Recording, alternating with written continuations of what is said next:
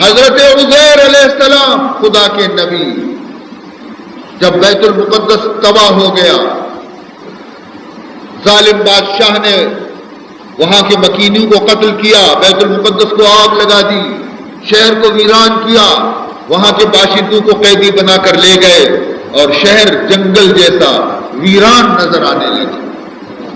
خدا کے نبی حضرت عزیر علیہ السلام اس شہر کی بربادی کو دیکھ کر کے اپنے گدھے کے ساتھ لے کر کے، اپنا زاد راہ، اپنا ناشتہ ساتھ لے کر کے، حسرت بری نظر سے اس شہر کو دیکھ کے جا رہے ہیں۔ قال انا یحیی ھذہ اللہ بعد موتہا، کہنے لگے کہ خدا اس ویران شہر کو اب کب آباد کرے، یہ اتنا برباد ہو چکا ہے کہ اب اس کی آبادی کی کوئی امید نہیں۔ انا یحیی ھذہ اللہ بعد موتہا۔ اللہ تبارک و تعالیٰ نے سن لیا کہ نبی نے کیا کہا، یہ جانے لگے۔ اب تو شہر میں کچھ نہیں رہا، نہ دکانیں رہی، نہ مساجد رہے، نہ لوگ رہے، نہ آبادی رہی، کیا کریں؟ یہاں جا رہے ہیں آگے جا کر کے ایک درخت کے سائے کے نیچے جو تھوڑا بہت کھانا اس کے ساتھ تھا وہ ٹہنی پہ باندھ لیا، اور گدھا جو ساتھ تھا اس کو لا کر کے درخت کے جو تنا ہے وہاں باندھ لیا اور وہاں لیٹ گیا کچھ آرام کرنے کے لیے۔ ان کا لیٹنا تھا کہ خدا نے موت کے فرشتے کو بھیجا اور حکم دیا کہ اس کی روح کو قبض کر لو۔ فَأَمَاتَهُ اللَّهُ مِئَةَ عَامٍ، اللہ تعالیٰ نے انہیں موت دے دیا، 100 برس گزر گئے۔ زمین کو حکم مل چکا تھا کہ خبردار اس کے بدن کو نقصان مت پہنچانا۔ ویسے بھی اللہ کے نبیوں کا جسم مبارک ہوتا ہے، زمین اسے ہاتھ نہیں لگاتا۔ ان اللہ حرم علی الارض اجساد الانبیاء، ان اللہ حرم علی الارض اجساد الانبیاء، حضور فرماتے ہیں اللہ نے زمین پہ حرام کر دیا ہے کہ نبیوں کے جسم کو وہ کھا جائے، بالکل نہیں کھا سکتے۔ عزیز محترم، 1 برس تک یہ اسی حالت میں رہے، موت کی حالت میں رہے۔ 1 برس گزر گیا، 1 برس میں دنیا بدل گئی، وہ شہر پھر آباد ہو گیا، دوسرے لوگ آ گئے، اور وہ لوگ جو جا چکے تھے وہ پھر واپس آ کے آباد ہو گئے، نئی نسل آباد ہو گئی، بیت المقدس کی مسجد پھر تعمیر کی گئی، 100 برس کے اندر سب کچھ ہو گیا۔ اس کے بعد حضرت عزیر علیہ السلام کو اللہ تعالیٰ نے زندہ کیا، ثم بعث، 100 برس کے بعد ان کو زندہ کیا۔ وہ آنکھ ملتے ہوئے اٹھ کر بیٹھے، اللہ میاں پوچھتے ہیں قال کم لبثت، قال کم لبثت، کہا میرے نبی تم کو یہاں کتنا عرصہ گزرا ہے، کتنی دیر سے تم یہاں بیٹھے ہو زمین کے سائے کے نیچے؟ اس وقت گھڑی تو تھی نہیں، سورج کو دیکھا، عصر کا وقت تھا، اپنے دل میں سوچا میں تو صبح کو یہاں آیا تھا اور اب عصر کا وقت ہے۔ قال لبثت یوما او بعد یوم، قال لبثت یوما او بعد یوم، کہنے لگا ہے پروردگار مجھے یہاں 1 دن ہوئے ہیں، بلکہ دن بھی پورا نہیں، کیونکہ ابھی سورج بھی غروب نہیں ہوا، ابھی تو عصر کا وقت ہے۔ قال بل لبثت 100 عام، نہیں ہے میرے نبی تمہیں 100 برس گزرے ہیں۔ سبحان اللہ۔ قال بل لبثت 100 عام، اے میرے نبی تم یہاں 100 برس سے پڑے ہوئے ہو۔ فانظر الى طعامك وشرابك لم يتسنى، اب اپنے کھانے کو دیکھو، اپنے پانی کو دیکھو، جو توشہ سفر ہے تمہارا۔ کھانا اور پانی ایک ایسا نازک چیز ہوتا ہے کہ ایک دن لے لو دوسرے دن خراب ہو جاتا ہے۔ آج لیا کھانا دوسرے دن بدبو آتی ہے، خراب ہو جاتا ہے، جلدی خراب ہو جاتا ہے۔ 100 برس گزر گئے، کھانا کھول کے دیکھو ایسا معلوم ہوتا ہے ابھی آج ہی تم نے پکایا ہے۔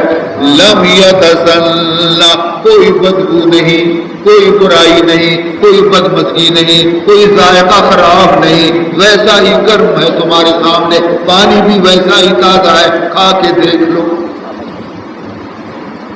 اور باقی رہا تمہارا گدھا۔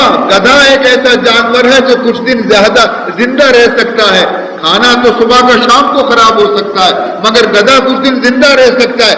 اس کو دیکھو تو اس کی ہڈیاں پڑی ہوئی ہیں، گوشت کا نام و نشان نہیں، سڑ گیا ہے۔ کہاں ہے گدھا تمہارا؟ سڑ چکا ہے۔ اب تمہارے سامنے ہم اس کو زندہ کرتے ہیں۔ سبحان اللہ۔ فانظر الی حمارک، اپنے گدھے کو دیکھو، تمہاری آنکھوں کے سامنے بنا رہے ہیں، دیکھ رہا ہے کہ ہڈیاں، ہر ایک ہڈی اپنی جگہ پہ جڑ رہا ہے، ہر ایک ہڈی اپنی جگہ پہ آ کے جڑ رہا ہے، بالکل اپنی اپنی جگہ پہ سب۔ تھوڑی دیر کے اندر پورا ڈھانچہ بن کے تیار ہو گیا۔ پاؤں اپنی جگہ پر، ہاتھ اپنی جگہ پر، پیٹ اپنے جگہ پر، سر اپنے جگہ پر، ریڑھ کی ہڈی اپنی جگہ پر، تم اپنی جگہ پر، پورے ہڈیوں کا ڈھانچہ تیار ہو گیا۔ فرمایا ثم نکسوها لحما، اب دیکھو ہم اس پہ گوشت چڑھاتے ہیں۔ سبحان اللہ۔ ان ہڈیوں پہ گوشت کی چادر چڑھاتے ہیں تاکہ ہڈیاں چھپ جائیں۔ گوشت چڑھنا شروع ہو گیا، نبی حیرت سے دیکھ رہے ہیں۔ گوشت چڑھنے کے بعد فرماتے ہیں دیکھو اس پر پوست چڑھاتے ہیں تاکہ گوشت چھپ جائے۔ پوست جب چڑھ گیا تو جناب فرماتے ہیں دیکھو تمہارا جو گدھا ہے ابھی روتا ہوا اٹھے گا۔ چیخ مار کے گدھا اٹھ کے کھڑا ہو گیا، زندہ ہو گیا۔ فرمانے لگے اسی طرح قیامت کے دن ہم مردوں کو زندہ کریں گے۔ اسی طرح ہم قیامت کے دن مردوں کو زندہ کریں گے۔ جس شہر کے بارے میں تم نے کہا تھا انا یحیی ھذہ اللہ بعد موتہا، اللہ اس شہر کو کب دوبارہ آباد کریں گے؟ یہ تو اتنا ویران ہو چکا ہے، اب آباد نہیں ہو سکے گا۔ ذرا جا کے شہر کی پوزیشن دیکھو۔ اب جو شہر کی طرف گئے تو نئی سڑکیں ہیں، نئے مکانات ہیں، بیت المقدس کی مسجد بنی ہوئی ہے، نئے نئے قسم کے لوگ ہیں۔ کھانا کھانے کے لیے، کھانا خریدنے کے لیے پیسہ نکال کے دکاندار کو دیتا ہے، دکاندار حیرت سے اس کو دیکھتے ہیں اور روپے کو دیکھتے ہیں کہ یہ روپیہ تو 100 برس پہلے کے بادشاہ کا ہے، ابھی تو یہ سکہ ہے ہی نہیں۔ بھائی عجیب آدمی، کون ہو تم بھائی؟ سبحان اللہ، شہر پورا آباد ہو گیا۔ تو خلاصہ کلام یہ ہوا، نمرود کو عقل نہیں تھا، سمجھا نہیں سمجھ سکے کہ مردہ ہونا کیا ہے اور زندہ کرنا کیا ہے۔ قال انا احیی و امیت، میں بھی زندہ کر سکتا ہوں، میں بھی موت دے سکتا ہوں۔ ابراہیم علیہ السلام نے سمجھا کہ اس کے ساتھ فضول بحث کرنا بیکار ہے، ایک ایسی بات اس سے پوچھ لوں کہ اس کے کوئی جواب بھی بن نہ سکے۔ اس کو کچھ عقل اور تمیز تو ہے ہی نہیں، موت اور زندگی کو سمجھتا ہی نہیں۔ فرمانے لگے قال فإن اللہ یاتی بالشمس من المشرق فاتح بہا من المغرب۔ فرمانے لگے میرا رب وہ ہے، میرا اللہ وہ ہے جو سورج کو روزانہ مشرق سے نکالتا ہے اور مغرب میں غروب کرتا ہے۔ تو کہتا ہے میں بھی خدا ہوں، تو صرف ایک دن کے لیے اس سورج کو مغرب سے نکال کے تو بتا۔ سبحان اللہ، میرا رب سورج کو روزانہ مشرق سے نکالتے ہیں، تم صرف ایک دن کے لیے اسے مغرب سے نکال کے تو بتاؤ۔ فَبُهِتَ الَّذِي كَفَرَ، ہکا بکا ہو گیا۔ ہاں منہ پھاڑ کے حیران ہو گیا، آنکھیں پھٹی کی پھٹی رہ گئی، کیونکہ وہ تو جانتا تھا کہ میں کتنے پانی کے اندر ہوں، اپنی خدائی کو وہ جانتا تھا کہ میں کہاں تک خدا ہوں، وہ جانتا تھا۔ اب جناب عاجز آ گیا، عزیزان محترم، اور حضرت ابراہیم علیہ السلام کو آگ میں پھینک دیا۔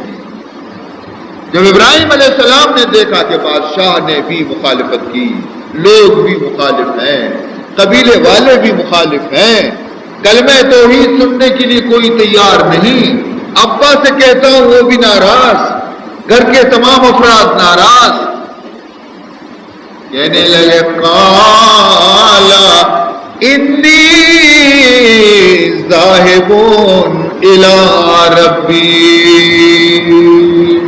قالا